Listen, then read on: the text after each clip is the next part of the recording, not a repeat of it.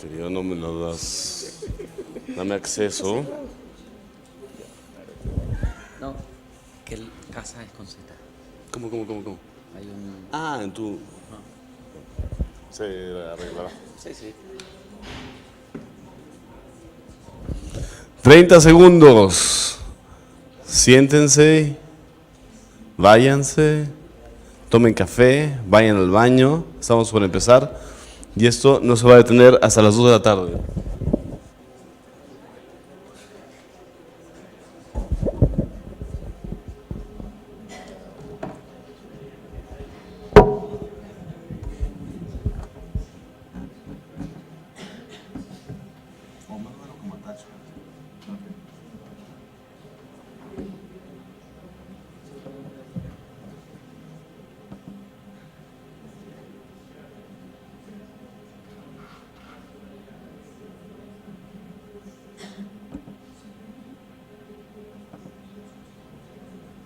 Vamos.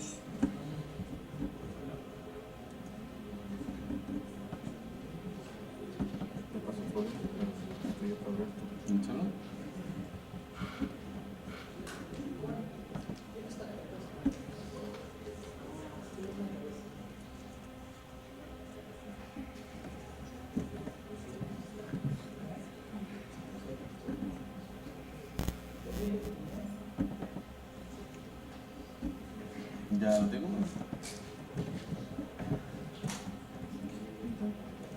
Muy bien.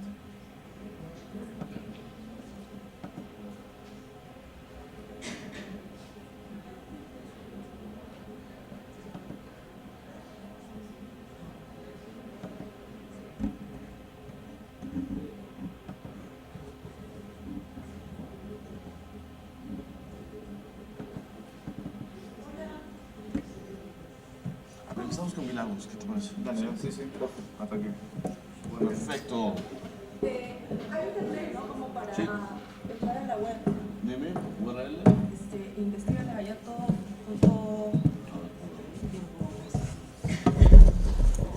Bueno, vamos pasando. Si están afuera, vamos a iniciar un maratón de 2 horas de micropresentaciones. El punto es que no pasen de 10 minutos. Sobre todo les vamos a pedir si se pueden quedar en 5 minutos, seríamos mucho más felices porque tenemos más espacio para más proyectos.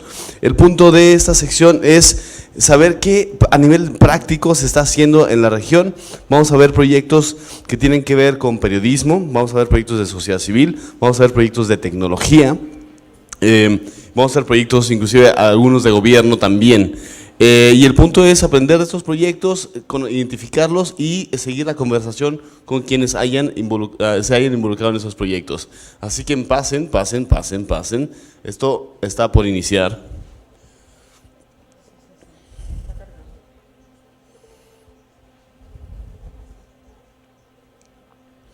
Y si están ahí conectados con internet y tuvieron esa suerte, en el hashtag Abrelatam, con datos 17 o Abrelatam 17 también se están compartiendo mucha de la información de cada uno de esos proyectos. Y empezamos desde Perú. Milagros es una de las principales exponentes de periodismo de datos en Perú. Lleva un equipo que se llama Convoca. Y en Convoca están haciendo ya desde hace varios años periodismos de investigación basados en datos de altísima trascendencia latinoamericana y también en el país. Así que bueno, a revolucionar el periodismo un dato a la vez. ¿Qué hace falta, por favor? Casi. Muy bien, Que cargue y voy hablando. Ok, que cargue vía sobrecosto. Hola, ¿cómo están? Muy buenas tardes, mi nombre es Milagros Salazar, soy periodista de Perú. Trabajo en Convoca.p, que es un medio digital de periodismo de investigación y análisis de datos. En Convoca trabajamos mucho en alianza y trabajamos en red y estamos desarrollando un proyecto colaborativo con periodistas, con más de 20 periodistas de 11 países de América Latina y África, Este proyecto se llama Investiga Lavallato. Estamos haciendo series de reportajes, series investigativas sobre los casos de corrupción de las empresas investigadas en la operación Lavallato, que no solo es Odebrecht, sino hay una veintena de compañías que están siendo investigadas por los fiscales en Brasil y también por diversas fiscalías en los países de América Latina y África. Como sabemos, estamos hablando de cerca de 800 millones de dólares pagados en soborno, solo en el caso de Odebrecht, de lo que ha confesado, pero también es verdad que hay mucho más montos de dineros, sobornos que se han pagado para poder adjudicarse las obras, y también financiamiento de campaña, financiamiento oculto de campaña. En este proyecto no solo está Convoca, tenemos aliados como el Folha de Sao Paulo en Brasil, que es uno de los diarios más importantes en Brasil. Me alegra ver acá a Sergio Arauz del Faro, también estamos trabajando con el Faro, estamos trabajando con gente en Colombia, con Colombia Check, con Plaza Pública en Guatemala. Estamos trabajando con gente en África, en Mozambique y Angola, estamos trabajando con periodistas de Ecuador, Mil Hojas, del diario Perfil, Argentina, y así van a poder ver en la página investigalavallato.convoca.p todos los aliados que están trabajando con nosotros. Y nosotros hemos empezado a trabajar de manera colaborativa, compartiendo información y construyendo bases de datos. Las bases de datos, la primera base de datos que hemos construido, y ojalá que se pueda ver aquí,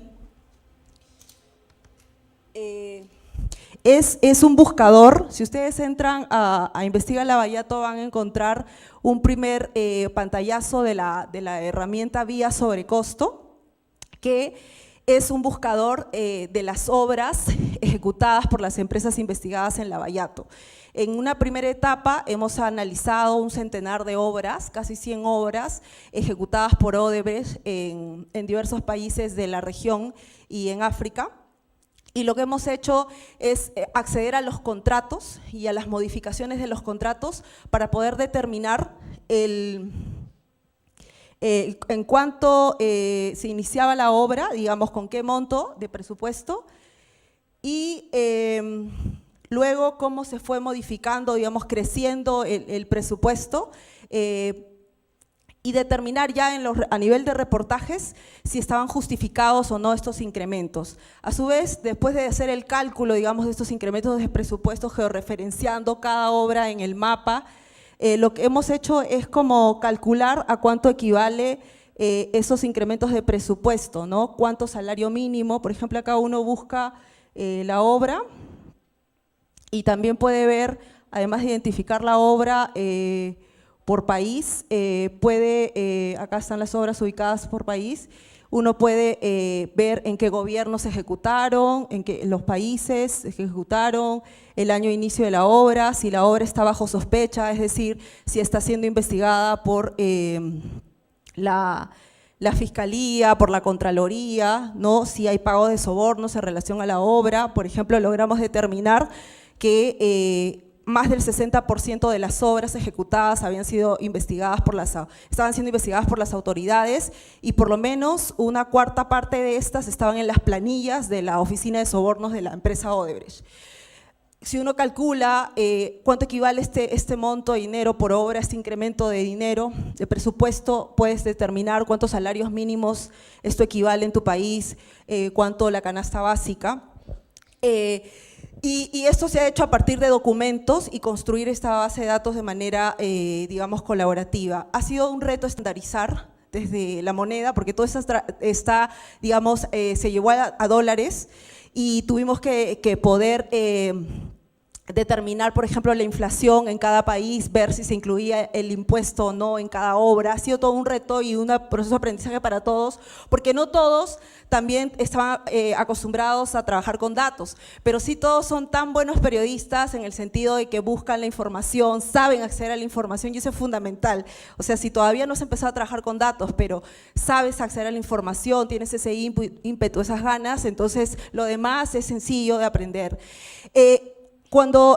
Además de esta aplicación, lo que hicimos fue publicar casi 10 reportajes Como si uno le da clic acá, bueno, acá también es importante, voy a detenerme a, un poco para explorar la herramienta, es poder ver como los rankings, siempre se buscan los rankings, ¿no? Por países, las obras con mayor incremento, los gobiernos que adjudicaron las obras, y es importante poner siempre la metodología, ¿no? Se ha puesto acá la metodología, el paso a paso, quiénes son los periodistas que trabajaron en todo el proceso, cómo se hizo, y acceder a los reportajes, ¿no? Porque hay cosas que, hay información relevante para el ciudadano que no todo se puede mostrar en una aplicación web, porque la corrupción es compleja y tú necesitas narrar historias para que se comprendan, se puedan comprender estos patrones de corrupción. Entonces acá uno puede ver por país los hallazgos de, bueno, hay un reportaje principal que logramos determinar que en más de 6.000 millones de dólares se habían incrementado las obras, eran como 50 obras que pudimos analizar para esta etapa, y después de este reportaje principal, cada periodista en su país desarrolló un reportaje, ¿no? Que también lo pueden ver acá al costado. Como para ir cerrando, nosotros continuamos alimentando esa base de datos, continuamos reporteando, continuamos contando historias, contamos reportajes, desarrollamos aplicaciones web en conjunto a partir de las bases de datos, trabajamos mucho con documentos, pero también con fuentes humanas. Hemos hecho incluso entrevistas conjuntas, hemos entrevistado al juez Sergio Moro, que es el juez principal, el que metió a la cárcel a Marcelo Odebrecht y a los poderosos, el que ha dado la sentencia a Lula, el expresidente de Brasil, y tratamos de ser creativos, ingeniosos, para poder coordinar cada semana las historias que vamos a ir contando, ¿no? Hay quienes han podido participar en la entrevista con Sergio Moro yendo a Brasil, otros se conectaban por Skype, ¿no? Y entonces la idea es que todos se sientan parte de una iniciativa de este tipo. Ahora lo que viene, obviamente, es solo echar luces sobre otras compañías también y sobre el financiamiento de campañas electorales. Hace poco el Faro ha publicado una historia estupenda sobre cómo se financió la campaña de Funes allá si vamos cerrando, en El Salvador.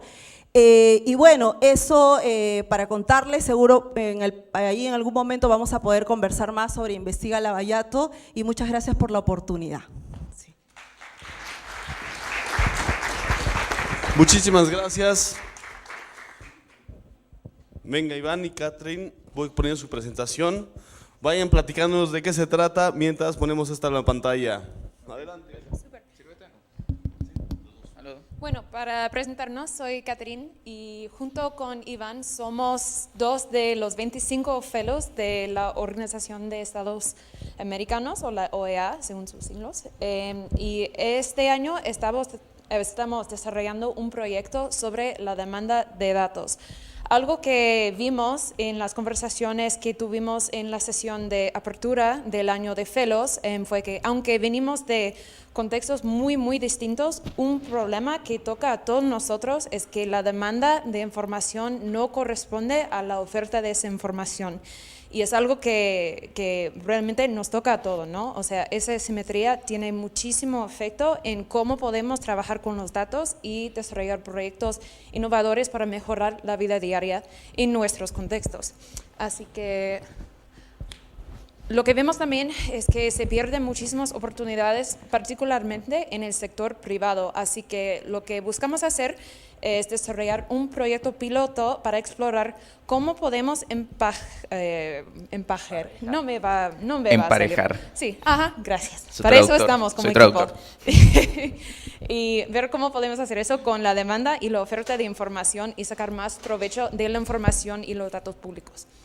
¿Y quiénes son los afectados? Como ya he comentado, es que somos todos nosotros, ¿no? Desde sociedad civil, el sector privado, el sector público, investigación, academia, etcétera, es que a todos nosotros nos afecta ese problema. ¿Y por qué?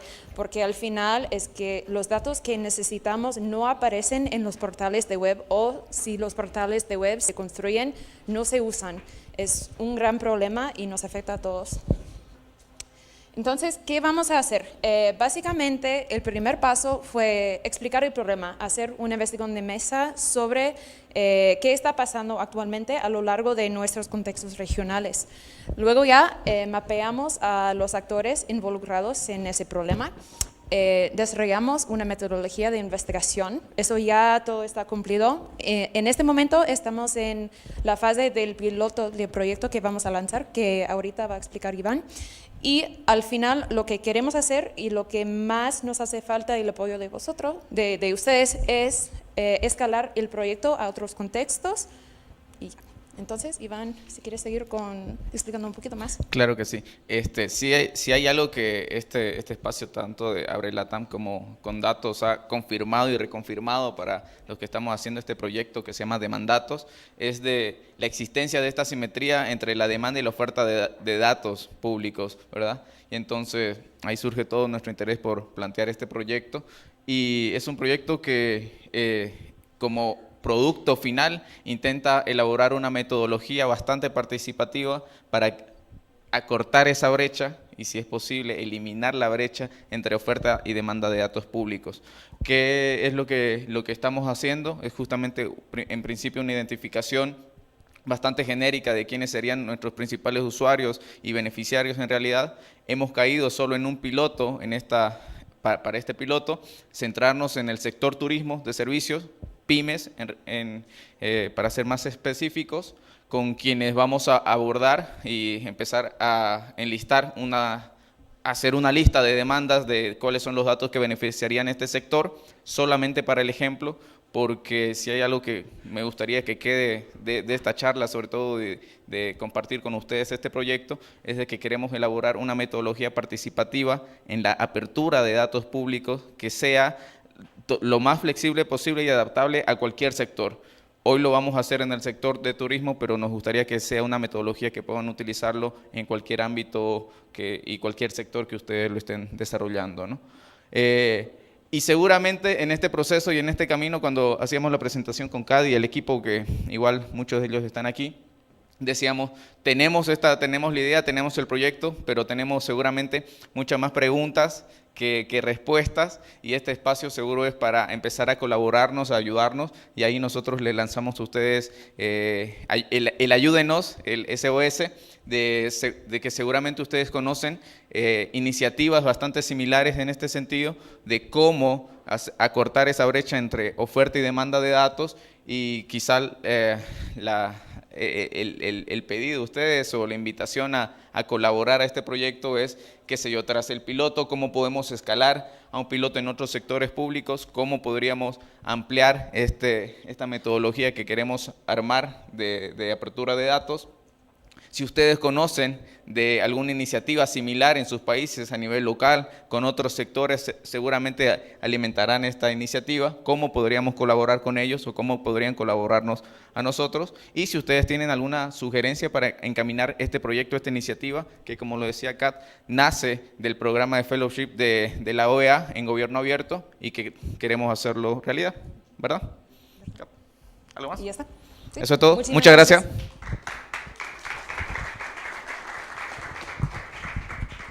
Gracias. Y va subiendo el equipo del Faro para hablar sobre el proyecto de la Casa Legislativa. Sergio. Vamos la URL del Faro ya. Perdón, ¿por dónde está transmitiendo en vivo? ¿Por qué página está saliendo? Checa el timeline del hashtag de con datos 17, ahí está el stream. No me lo sé de memoria, es muy largo, pero es un Facebook Live desde... ¿Cómo? Sinart Canal 13.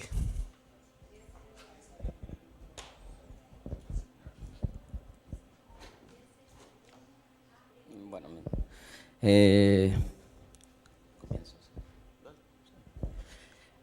Bueno, mi nombre es Sergio Arauz, trabajo en El Faro y voy a dar un poco de contexto del proyecto que estamos trabajando y que vamos a empezar a trabajar en este mes. Se llama Casa Legislativa, aunque el nombre todavía está en veremos. Voy a dar un poco el contexto de cómo nace la idea, y hay muchas bases de datos y mucha experiencia alrededor de monitoreo de Asamblea Legislativa. En El Salvador, básicamente, por eso creo que es importante dar el contexto, hubo una guerra hace 25 años, hace 35 años, y hace 25 años se firmó la paz.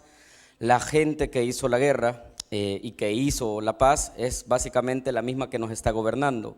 O sea, tenemos políticos en promedio de más de 65, 70 años que entre ellos se mataron, violaron y torturaron. O sea, los dos partidos políticos de El Salvador que han gobernado en los últimos 25 años nacieron en la Guerra Fría. Y las cabezas de estos dos partidos son los mismos que están gobernando actualmente. Es decir, y en este sentido, la idea que nosotros tenemos es acercar no solo a la juventud, sino que a la gente, al votante, información relevante sobre por quiénes están votando en la Asamblea Legislativa. En promedio, la Asamblea Legislativa está conformada por gente de estos dos partidos que tienen más de 60 años de edad, y el votante salvadoreño, la gente que tiene entre 18 y 35 años de edad, el 50% del electorado, casi el 50% del electorado tiene entre 18 y 35 años de edad, es decir, es público joven.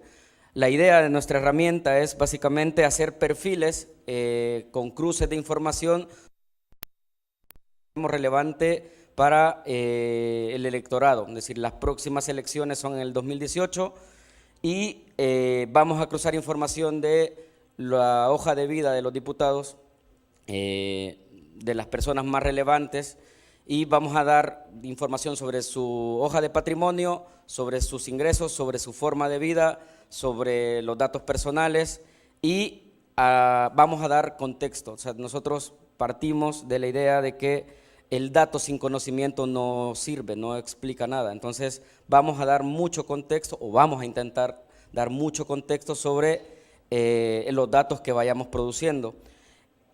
Otra cosa que creo yo que es interesante en este proyecto, y es precisamente lo que queremos que sea distinto, es que vamos a tratar de hacer una hoja de ruta de cómo lo hemos ido conformando. Estamos trabajando con los usuarios, básicamente, es decir, jóvenes que están trabajando en sociedad civil o en organizaciones, y gente universitaria que está interesada en la fiscalización del poder, y en ese sentido vamos a construir básicamente un producto para los votantes y para la gente que esté interesada en política con la misma sociedad civil, se podría decir. Es decir, vamos a trabajar con pasantes y con colaboradores que están interesados en la política, que esperamos que se conviertan también en los usuarios de la herramienta. Básicamente eso. Muchas gracias. Nos vamos a Bolivia. Ahora Payo está por acá, desde de Oxfam, para hablar del índice de desigualdad. Sí. ¿Qué tal? Buenas. Bueno, yo soy Pablo, trabajo en Oxfam. Vengo de Bolivia, pero este proyecto no es solo para Bolivia. La propuesta que estamos trabajando es para toda la región y se sintetiza en esto, en un desafío. Súper, gracias, mamá.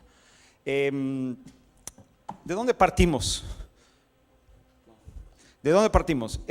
Nosotros tenemos una campaña, un programa que hace algunos años produjo un informe muy grande, que es este que tengo acá.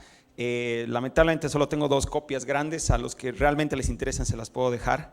Y este informe es un informe sobre la desigualdad extrema y el secuestro de la democracia, o lo que también se llama la captura del Estado por parte de las élites en América Latina. Creemos que estas dos estos dos fenómenos son caras de la misma moneda, son decisiones políticas que afectan directamente a la vida de las personas, y el resultado o el efecto de todo esto es una desigualdad en múltiples aspectos. Nosotros como organización nos enfocamos mucho en la desigualdad económica, pero sabemos que esta está asociada a desigualdades de muchas otras naturalezas. Entonces, no voy a entrar en grandes detalles sobre esto. Nosotros produjimos en distintas etapas una serie de documentos. Traigo otro para quienes, por ejemplo, les interesa el tema de tributación específicamente, que es un informe regional que hicimos con CEPAL sobre el tema de tributación. Pero a medida que íbamos haciendo una serie de informes, documentos, recursos analíticos, fuimos agregando múltiples bases de datos. Oxfam no necesariamente es una organización que abra, que difunda demasiado sus bases de datos, sí mucho los informes y los resultados de este análisis. Pero dijimos, es un problema muy complejo, la desigualdad o las desigualdades, y mucho más las desigualdades extremas son problemas complejos que podrían requerir múltiples respuestas y de hecho involucrar a múltiples actores. Aquí yo lo que les traigo es un desafío con datos. ¿Qué queremos hacer? Hemos compilado una base de datos, no se las puedo presentar porque sigue en trabajo y me hubiera encantado haber llegado aquí a la ABRELATAM con por lo menos la versión alfa del proyecto, pero no ha sido posible técnicamente. La base de datos está construida, está en este momento en Excel y en CSV, sobre fiscalidad y desigualdad en 22 países de América Latina. En muchos de estos países hay indicadores indexados, son tan actualizados, es decir, puede haber comparabilidad entre países e indicadores, pero no nos quedamos ahí, fuimos un poquito más adelante y completamos con más de 60 indicadores que tiene que ver con gasto público, no solo en temas sociales, también hay en infraestructura, vivienda, hay datos, por ejemplo, en recolección de impuestos corporativos, impuestos directos, indirectos, etcétera, etcétera. Entonces, la estructura de la base es muy ancha, tenemos mucha información y definitivamente no somos capaces de cubrir acciones de campaña o de comunicación o de uso de esa data por nosotros mismos. Así que les traemos una propuesta. La propuesta es cómo podemos explicar a partir de esta data los problemas de fiscalidad o injusticias fiscales que están sucediendo, gastos superfluos, mal uso de bienes públicos, inversión que no está dando resultado, etcétera, etcétera, etcétera, sin apelar a jerga técnica, sin hacer esto, ¿no? Tributación para un crecimiento inclusivo, palabras que nadie entiende, temas que son súper técnicos, cuadros que la verdad es cuesta muchísimo entender para la mayoría de la gente. ¿Cómo podemos hacer con una comunidad algo diferente? Así que la idea es invitar a todos, organizaciones, movimientos, acciones, pueden ser con enfoque nacional, regional, etcétera, que puedan contar una historia con esta data, cruzar con un proyecto que esté en marcha. He visto que ya hay varios proyectos, podrían bien cruzarlo con algo y esté en marcha, incluso mucho mejor. Si aparece algo nuevo que está genial, súper, algo nuevo. Puede ser comparativo, puede ser subregional, puede ser regional también, puede ser sobre un tema. Voy a enfocarme sobre el gasto público en educación los últimos 10 años en el Triángulo Norte, en Centroamérica. Genial, no sé, estoy soltando ideas para de ninguna manera direccionarlo, simplemente para ejemplificar y que tenga mucha creatividad, mucha energía, la capacidad de mantenerse en el tiempo. Nosotros vamos a evaluar hasta el 22 de septiembre, en conjunto los colegas de SocialTIC se van a meter en esta historia, nos van a ayudar y vamos a hacer también unos webinars con los expertos de Oxfam, que son en realidad las expertas en fiscalidad, 2 colegas mujeres que son expertas en fiscalidad, para quienes tengan dudas, preguntas, quieran afinar sobre esto y otros temas. Y ahí está la dirección, escríbame, 22 de septiembre, fecha final, y nos encantará ver sus prototipos. Y hay unos fondos como semillas para impulsar esto. Muy importante. Muchas gracias, muchas gracias. ¿Quién lleva libros? Mike Saurio, por favor, vamos a México y vamos a seguir hablando de índices. Lo voy poniendo aquí. ¿O ya lo tienes? No, pero Dame un segundo. solo es mujeresalpoder.mx, por favor.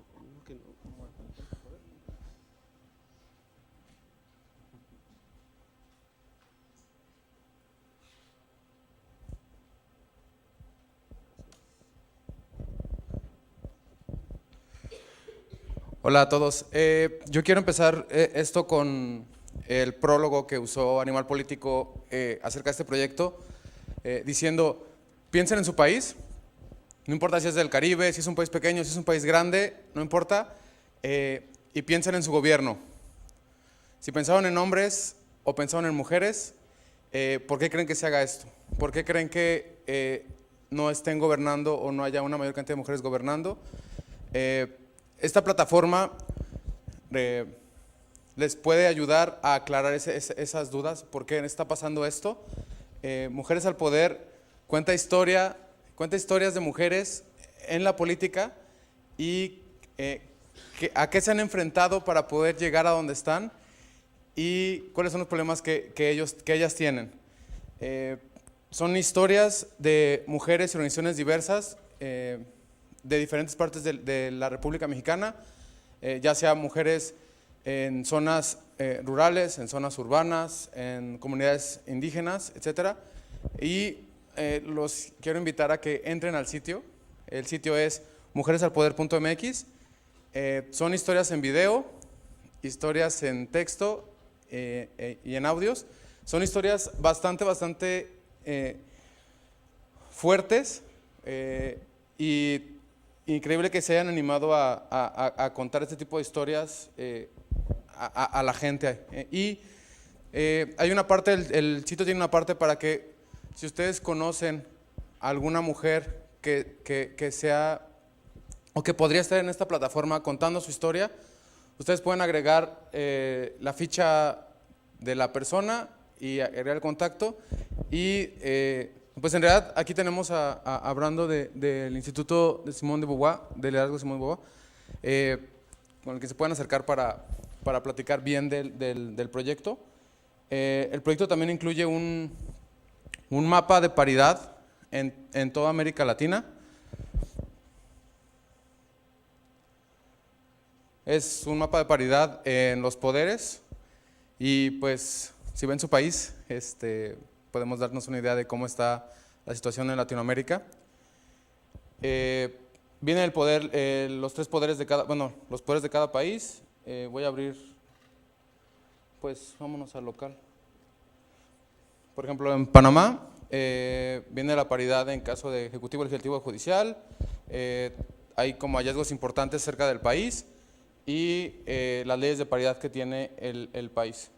Y hay una parte de datos en donde hay infografías, textos acerca de estos temas y pues estaría increíble que pudieran entrar, darle una checada a las historias que en verdad son muy buenas y si tienen o conocen alguna mujer que debería estar ahí, que nosotros deberíamos conocer su historia, los invito a que entren y cuenten su historia. Muchas gracias.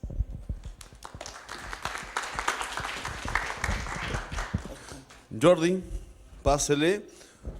Vamos a platicar de un proyecto perfecto. ¿Me pones la página de Latitudes? Sí. Hola, ¿qué tal? Mi nombre es Jordi Meléndez, soy de México y coordino una plataforma que se llama Distintas Latitudes.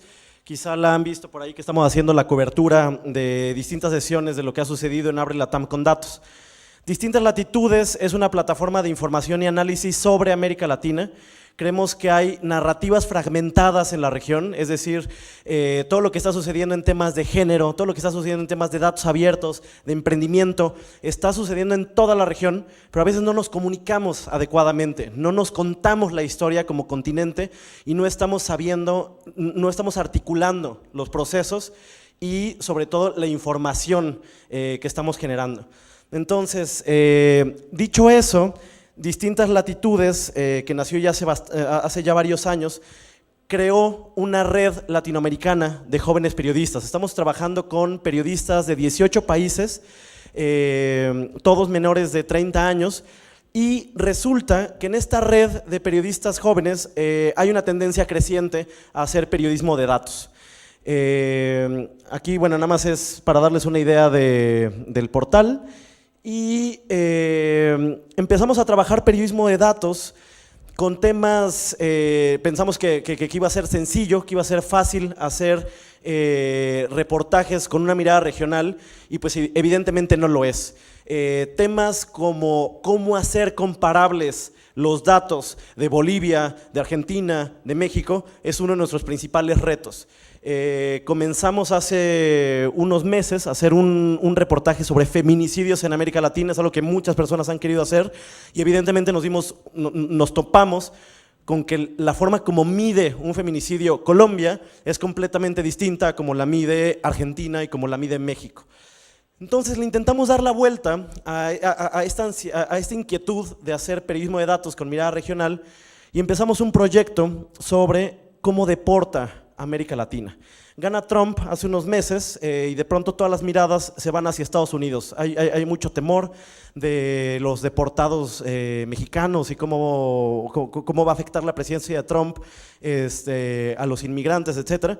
Pero de pronto fue como que, bueno, hagamos una pausa y veamos cómo deporta la región, cómo deporta Chile, cómo deporta Argentina, cómo deporta México, cómo deporta Costa Rica, cómo deporta República Dominicana.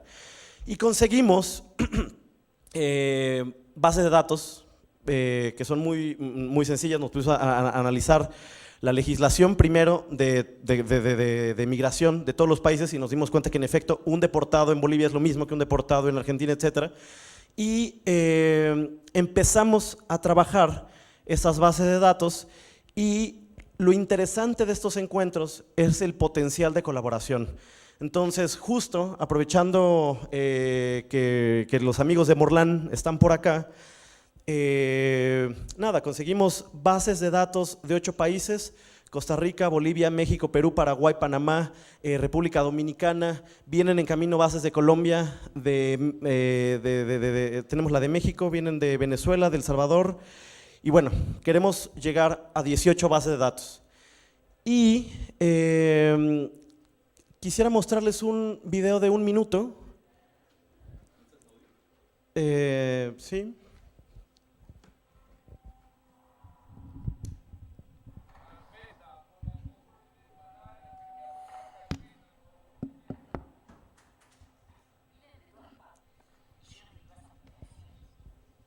Bueno, no importa, si no pasa nada. Es decir, es nada más un pequeño video, si quieres pararlo no pasa nada.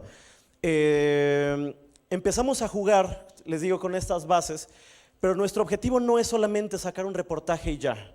Nuestro objetivo, y muchos de los que me conocen lo saben desde hace varios años, es cómo creamos un movimiento, cómo creamos una unidad, cómo creamos una mayor coordinación entre todos los proyectos de periodismo de datos que existen en la región, para que sea más fácil recopilar los datos, actualizar los datos, reutilizar los datos y jugar con ellos. Entonces, queremos presentarles algo que en unas cuantas horas empezamos a hacer en colaboración con los amigos de Morlán, y les presentamos 3, 4 gráficas de cosas que periodísticamente hablando es mucho más sencillo visualizar cuando vemos la data con algunas gráficas, ¿no? O sea, los patrones de deportación en la región se pueden observar claramente por acá. Y si quieres, Carlos, así súper rápido. Bueno, hace 2 días, 1 día y medio, Jordi nos facilitó las bases. La idea fue que hiciéramos algo express, que pudiéramos ver lo que se podía hacer en un proyecto colaborativo en poco tiempo, y sobre todo presentar de alguna forma diferente y sobre todo completa la base de datos de deportaciones. La idea que tuvimos primero fue trabajar en cómo son las deportaciones en América Latina, en toda América, y vemos que pues, principalmente Estados Unidos y México se llevan casi todas las deportaciones de la región. Después, la misma gráfica o el mismo mapa puesto en una forma de gráfica podemos ver que la cantidad de personas que deporta Estados Unidos es mucho mayor a las que deporta casi todos los demás países. De igual manera, hicimos esta gráfica en donde de dónde son los deportados. La idea básica es que es una rueda en donde El Salvador es esta línea. La siguiente es de dónde están siendo deportados.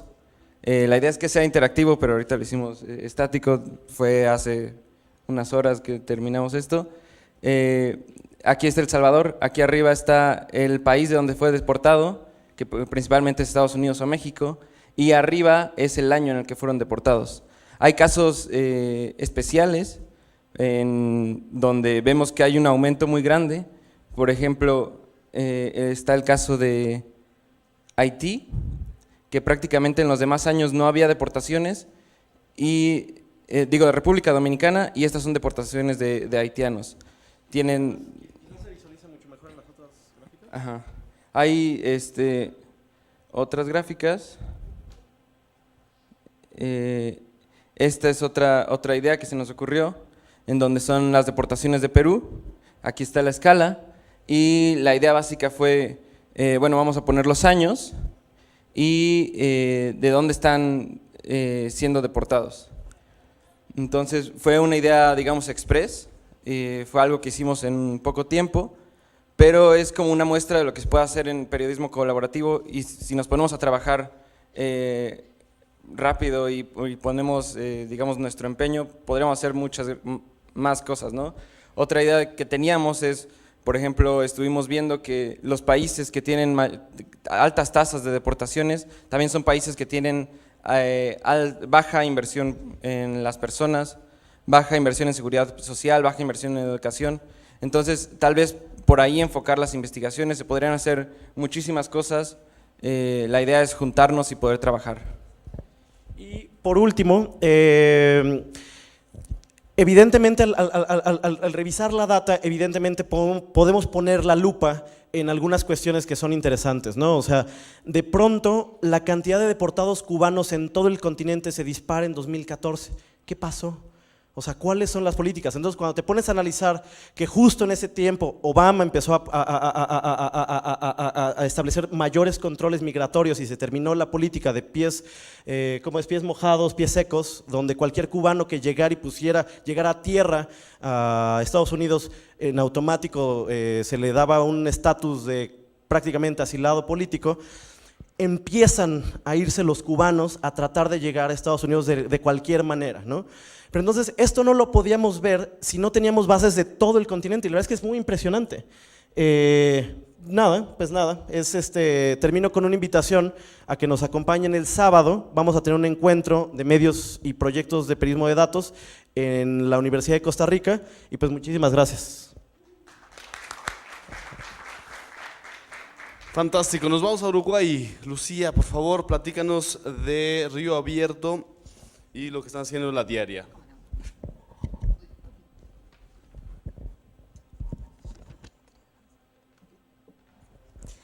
Bueno, hola a todas y todos. Mi nombre es Lucía Pardo, vengo de Uruguay.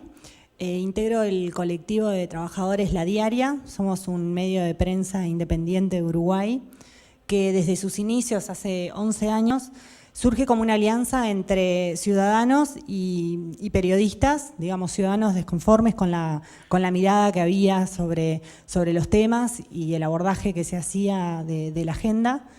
Y desde sus inicios surgió con una lógica de trabajo colectivo que se plasma hasta el día de hoy en cómo hacemos, desde cómo nos organizamos.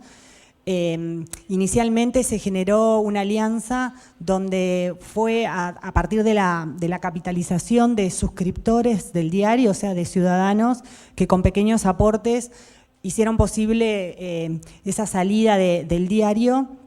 Es un diario que se vende por suscripción.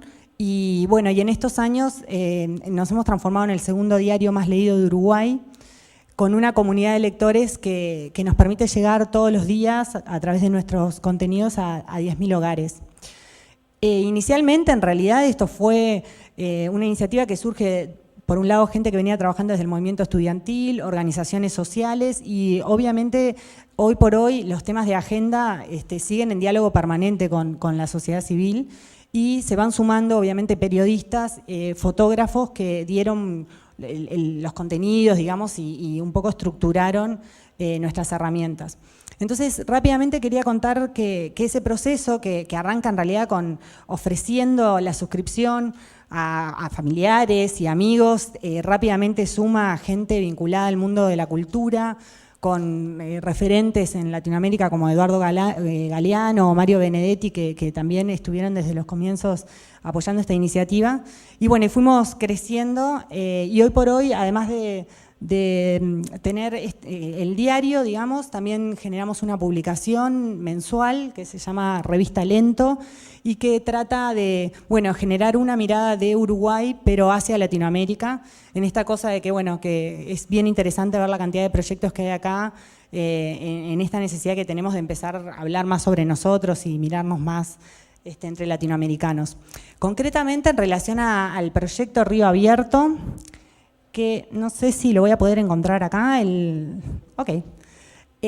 Contarles que bueno, sobre todo cómo llegamos hasta acá. Me parece interesante destacar en primer lugar que nos metimos en un tema que es nuevo para nosotros, o sea, empezar a trabajar periodismo de datos y a incorporar herramientas digitales para seguir fortaleciendo esta comunidad de lectores. De alguna manera el tema, o sea, las coberturas sobre agua es un tema que está en agenda del diario, o sea, no es un tema ajeno sobre el cual ponernos a trabajar, sino es algo en el que veníamos trabajando.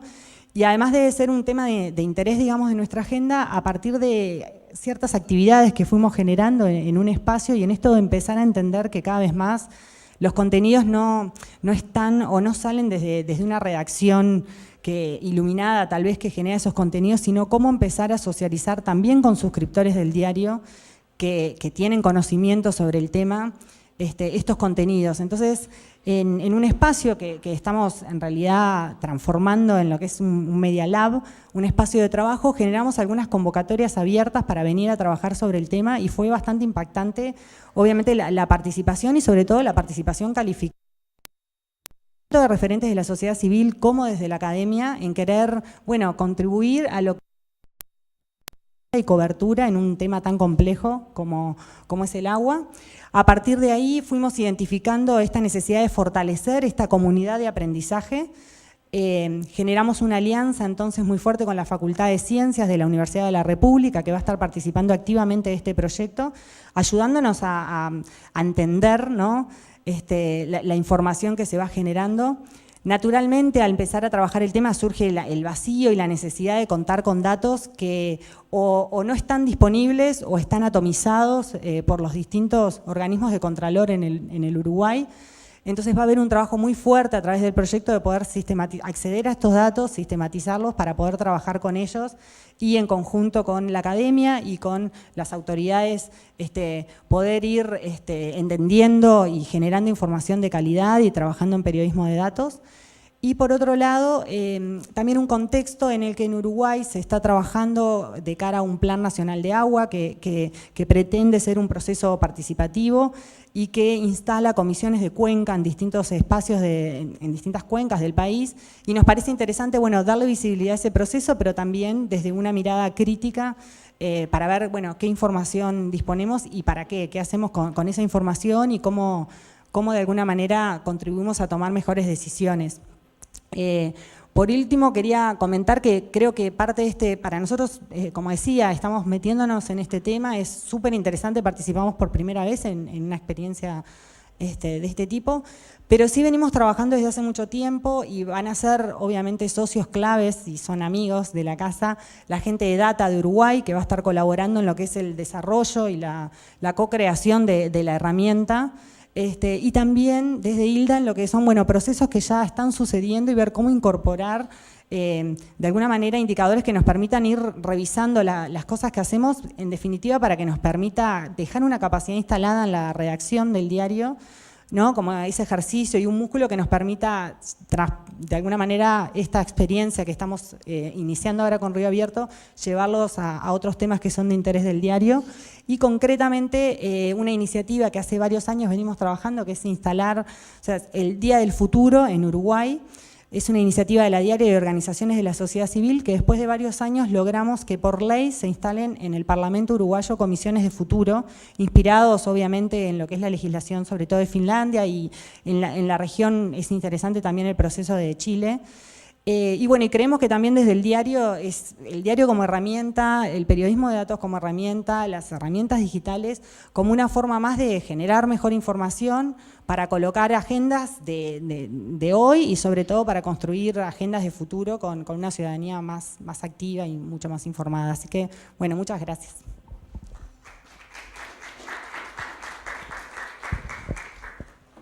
Gracias, gracias. Vamos a Brasil, México, más bien Brasil, por favor, con Paulina, de Artículo 19 Brasil. Cuéntanos más, yo voy poniendo la presentación. Hola a todos, mi nombre es Paulina, yo soy mexicana, ahora viviendo en Brasil, en Sao Paulo, estoy trabajando en Artículo 19. Estamos trabajando en cómo mapeamos mejor datos abiertos para mejorar las leyes. En particular, ahorita estamos trabajando con la Ley de Feminicidios y Violencia Doméstica de Brasil. Estas dos leyes se pasaron, la Ley de Violencia Doméstica se pasó en el 2011 y la Ley de feminicidio se pasó en el 2015 y la Ley de Violencia Doméstica se pasó en el 2001. Entonces, estamos trabajando para ver cómo esas leyes mapeadas a los datos que ha estado disponibilizando el gobierno nos ayudan a medir la efectividad de las leyes. Bueno, mientras va abriéndose la presentación, les platico.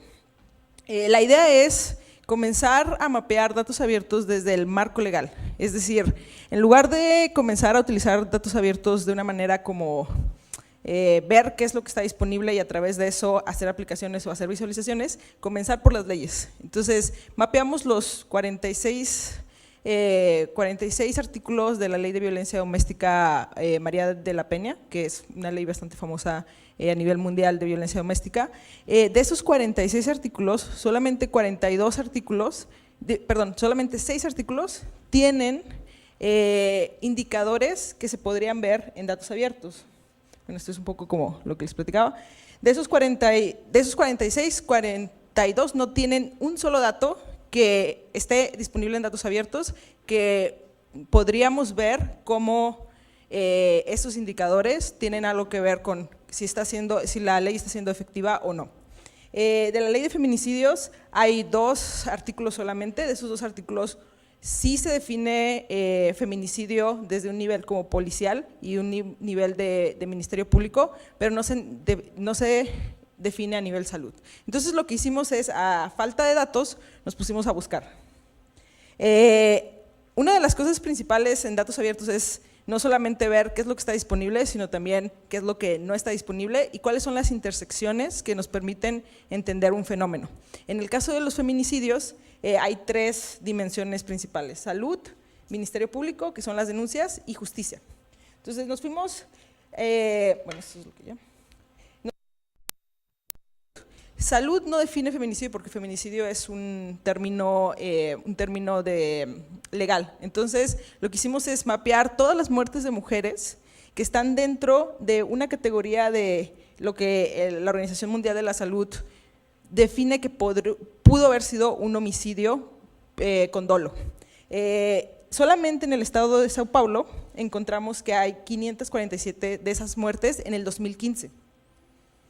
En los datos de la policía, en esos mismos años, solamente la Policía Estatal de Sao Paulo reportó 19 feminicidios, más bien 19 homicidios con violencia doméstica, y el Ministerio Público, que sí es el que cataloga feminicidios, reportó 320 entre la mitad del 2015 y el 2016. Entonces, ahí ya estamos viendo una discrepancia bastante grande en cómo se mide el fenómeno, lo cual nos permitiría definir que probablemente en unos cuantos años no vamos a poder saber si esta ley está siendo aplicada de manera adecuada y no vamos a poder ver cuáles son los nuevos artículos que se deben a agregar o los artículos que se deben modificar. ¿Qué es lo que vamos a hacer con esta información? Estas son las fuentes de datos que utilizamos.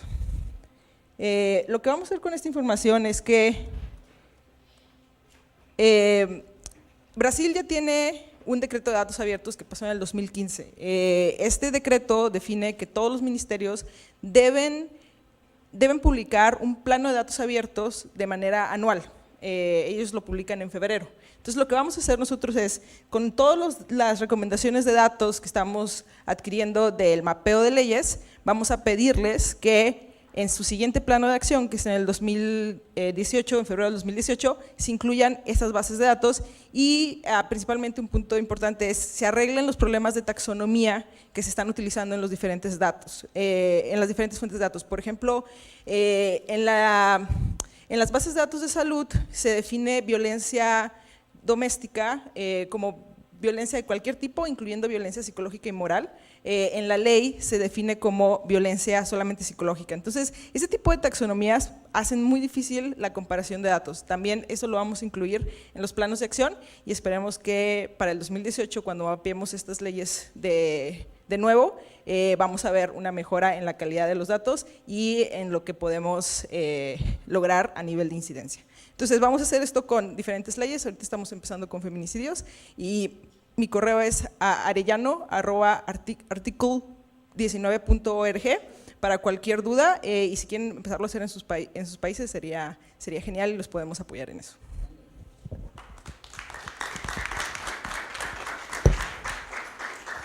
Bueno, no nos despegamos ni del acento mexicano ni tampoco del tema. Brando Flores viene de Ciudad de México, del Instituto de Liderazgo Simón de Beauvoir. Y vamos a hablar sobre… les voy a platicar sobre un ejercicio de Contraloría Social que hicimos desde el Instituto de Liderazgo. Ustedes pueden entrar a la página bajoelmicroscopio.org, es nuestro lugar donde colocamos las investigaciones, que se llama Igualdad bajo el microscopio. Y en bajoelmicroscopio.org van a encontrar por ahí un espacio que dice cuánto dinero se le asigna a la ENAPEA.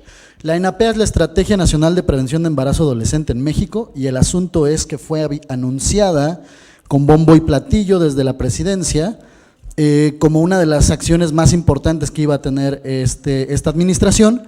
Y el tema, en efecto, es que México desde hace 4 o 5 años es el primer lugar de embarazos en adolescentes, según la OCDE.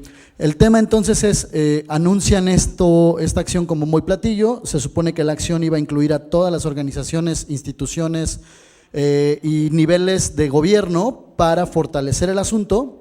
Y entonces nos dedicamos a investigar qué pasó con esto, pero no lo hicimos de manera directa, sino que invitamos a mujeres indígenas y jóvenes de 10 estados de la República para resolver una pregunta que nos parece importante ahora que hablamos tanto de transparencia y rendición de cuentas, y la pregunta es cómo ejercer el derecho de acceso a la información y no morir en el intento. Es decir, ¿pueden todas las personas ejercer en efecto este derecho o no es así? Entonces, lo que hicimos fueron 2 grupos, uno de control y otro que, bueno, lo dejamos ir más por la libre. Les dimos planteamientos técnicos y capacidades básicas para que pudieran hacer acceso a la información y los dejamos correr sobre la ENAPEA. ¿Qué es lo que encontramos? Evidentemente lo que encontramos fue algo que nos sorprendió. Primero nos respondieron que había 0 pesos para esta estrategia. Y entonces, evidentemente, si hay 0 pesos, hay 0 voluntad política de ejercer algún cambio. Y después de eso, una vez que les respondieron en la primera etapa, hay 0 pesos, nos fuimos a un proceso, o se fueron ellas y ellos a un proceso de, digamos, de litigio en tema de transparencia, donde al final terminamos 121 solicitudes de acceso a la información elaboradas por estas compañeras y compañeros, y alrededor de 60 recursos de revisión interpuestos por el Estado. Cuando por fin encontramos que no había solo 0 pesos, sino que había una cantidad destinada, nos pusimos a investigar qué rayos hacían con ese dinero. Y aquí, perdón que me salga, lo que quería mostrarles es que en esos 0 pesos, ¿podemos entrar a la plataforma? Lo que nos encontramos al final fue que ese dinero, que era muy poco el que se estaba destinando a la gran estrategia, Está bajo el microscopio, es esta. Gracias. Lo que nos encontramos es que el dinero lo estaban destinando a enseres de limpieza, lo estaban destinando a compra y renta de maquinaria pesada, lo estaban destinando a ropa y uniformes de la policía, lo estaban destinando a una cantidad de cosas que no tenían nada que ver con una estrategia para prevenir el embarazo en adolescentes. Ustedes pueden entrar a la página y lo que van a encontrar es la manera en la que se está desagregando el gasto. Lo que hicieron las compañeras y compañeros entonces fue ir estandarizando o digamos metiendo en rubros un catálogo del gasto, cómo se relaciona y cuál es la calidad de la información. Nos encontramos con muchas cosas que nos parecen importantes porque desde el acceso a la información en México